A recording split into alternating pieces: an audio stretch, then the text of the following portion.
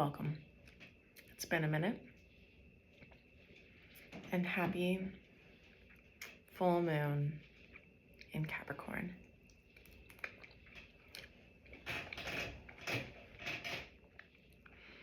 The full moon takes place Sunday, July 21st at 3:17 a.m. Pacific time. So Eastern time, we're looking at 5 or 6 a.m. So it's in the night and we're coming up.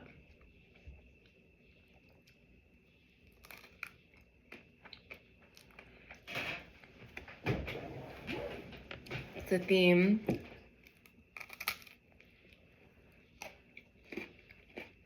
here is when you are held and seen, the soul is retrieved.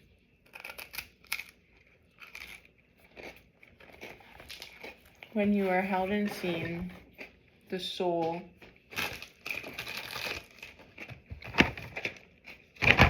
is retrieved. All right.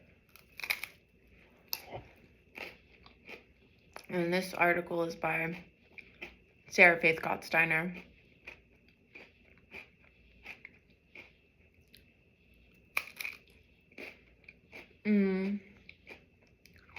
Should I get some tea?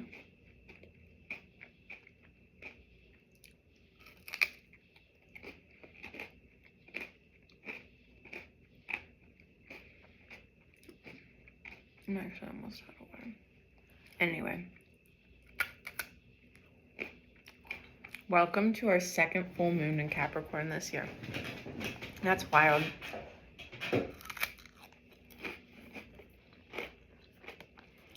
This second lunation brings some resolution to Capricorn, part of your chart. Meditate on the themes that have come up most strongly since the start of the year and try to verbalize what you've learned.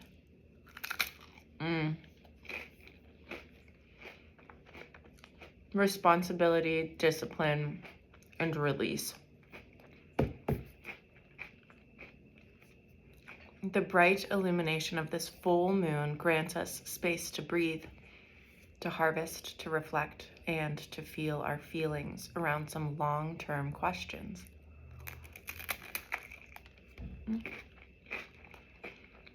The ability to feel our feelings is essential to our spiritual growth. Feelings tell us what we like and what we do not prefer. Emotions are a clarifying agent, bringing us data about what wounds are still raw and what psychic undertows still hold us captive.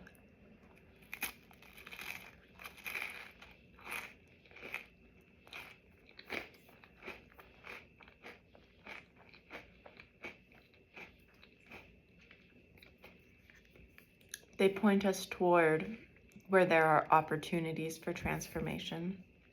An emotional charge, trigger, hook, urge to fix or override all point us toward what has been left unprocessed or unresolved.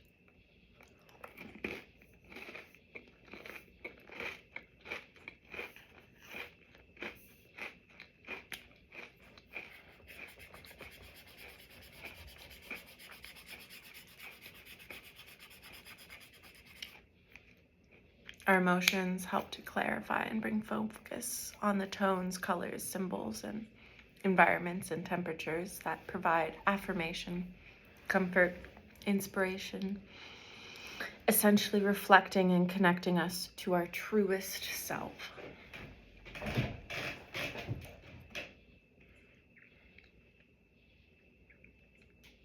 Fear, anxiety, shame, guilt, envy, and other spiky emotions left unprocessed latch on to our thoughts and create beliefs.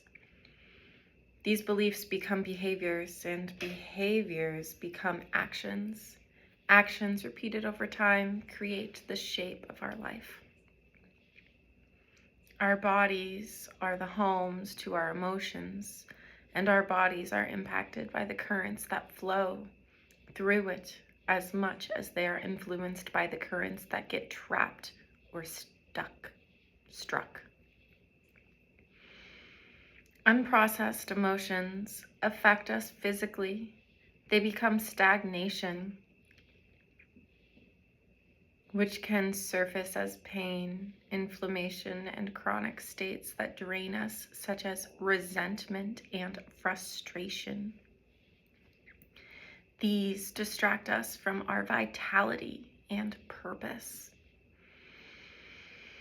Apart from systemic oppression, geographic location, and disability, there are two main indicators of how successful a person will be.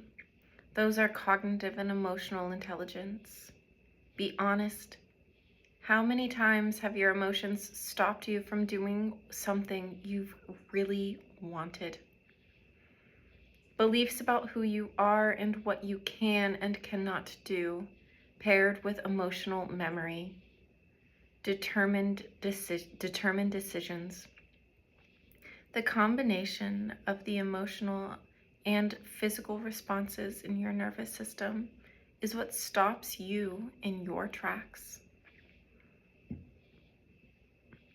Emotions are generated from, 1, what we think we are experiencing in the moment, what we are experiencing in the moment.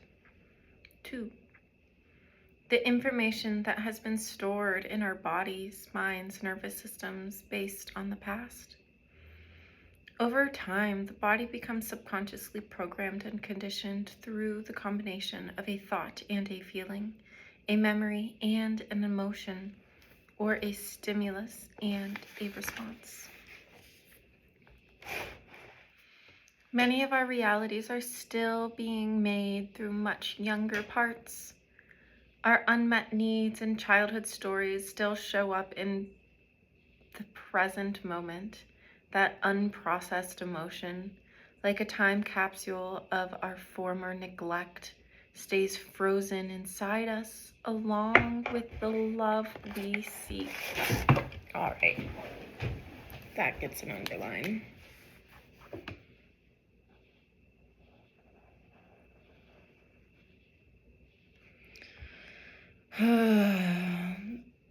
Is that the truth? If we don't process them thoroughly, if we don't rewrite certain stories and shift certain reactions, that our younger self will continue to make itself known through emotional immaturity, through repeated scenarios, through relational dynamics, and through absence. The absence of a sense of meaning and a sense of self. The ghosts of past dreams will clutter up in our psychic space. When we are able to be with our emotions skillfully, so that they are processed effectively, a large amount of space gets cleared out of our psyche.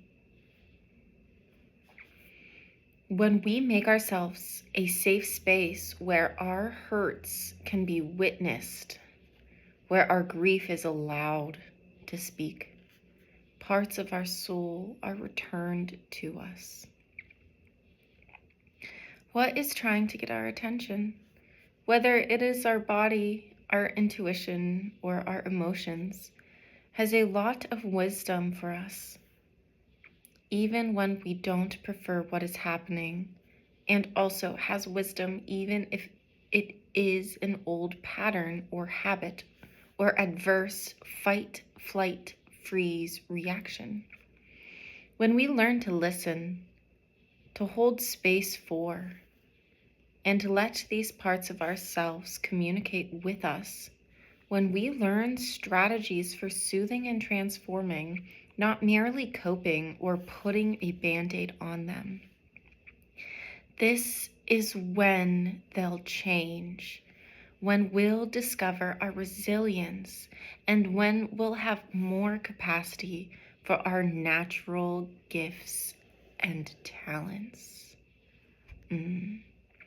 Perhaps this full moon calls for you to make a pact to try to feel your feelings so they can be processed,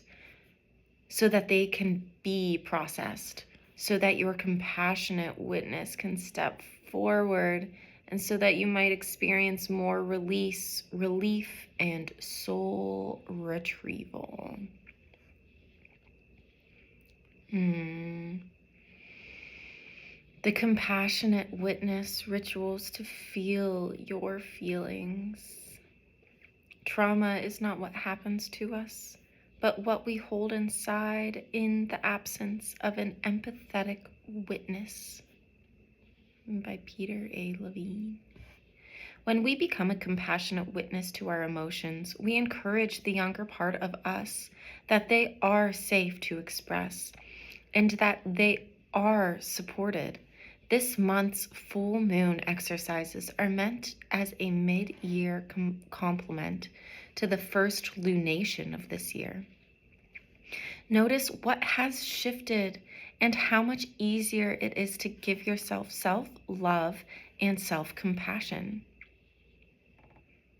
If emotions that are complicated, like grief, come up, see if you can't be with them long enough to release them. Through breath, grounding, touch, and by bringing the energy of the heart into the rougher sensations. There are several different ways we can use the compassionate witness technique effectively. Below are 2. This weekend, choose one of these practices as a ritual. You may wish to apply them to something you are trying to call in, manifest, or around an intention. If there are fears or doubts around a dream, which there usually is, this technique will help to soothe and transform them. Give yourself at least 25 minutes for one of these practices. Gather beautiful objects, pillows, candles, and herbal allies that can support you. Pearl, rose quartz, rose hips, passion flower, hibiscus could all be supportive heart openers. Before you begin, you might want to take a moment to ground, shield, and call in any spirit helpers, guides, ancestors, or animal helpers. The compassionate witness. Call upon the emotions of love and compassion. Bring them up into your body. You may wish to visualize yourself, your spirit, or your angels coming down to witness with this love and compassion. Bring up a difficult situation, a space where you felt helpless or not seen. You might also wish to bring up a core wound, a feeling you have of being unlovable or invisible. As you do so, notice what happens in your body. Is it tight? Hot? Bring up space, expansion to those your breath. Hold on a second. I started to get a little off track in my brain, thinking about other things.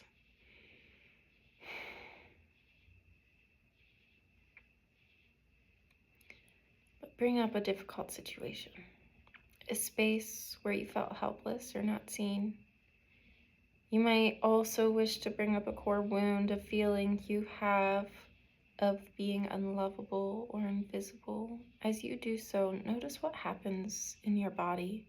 Is it tight, hot? Bring space and expansion into those areas with your breath. Rock your body from side to side or sway like seaweed. Feel the energy moving. Imagine now your compassionate witness really seeing your pain. Imagine them telling you loving words, words you've always needed to hear. Imagine them holding you, hugging you, and taking away some of your pain. Imagine them measuring you so that you are lovable. You are never alone, and they always see your spirit.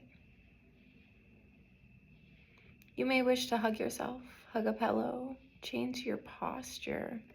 Write down some of the words you hear your compassionate witness say. You can also imagine yourself as a baby and send compassion and love to that innocent little one.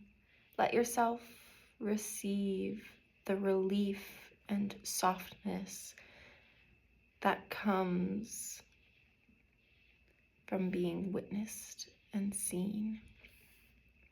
Mirror magic. Sit in front of a mirror and stare into your eyes. Recite all the words you've most needed to hear. Examples of this are, I'm listening. I'm here for you. I believe in you. I will never leave you. I'm so proud of you. I love you so much. I'm not going anywhere. I'm going to support you no matter what. It's okay to be scared.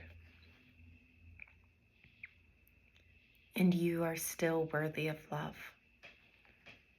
Your feelings are valid and I'm holding space for them. Share whatever you need to. I see you. You are safe now. You never deserved any of it. You are so beautiful. You are allowed to dream as big as you would like. Go for longer than feels comfortable. Stay with your emotions and all the sensations of your body. When tears come up, do not stifle them. Allow your emotions to release, to come up to the surface like a wave, to recede until you feel differently.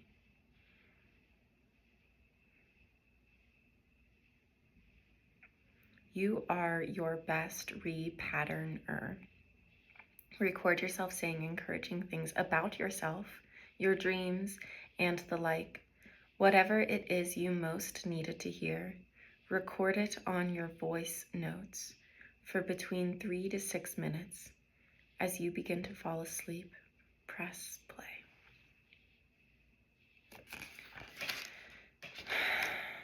Be a compassionate witness.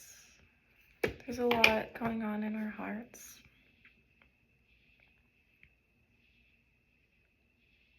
I'm so grateful to have a heart.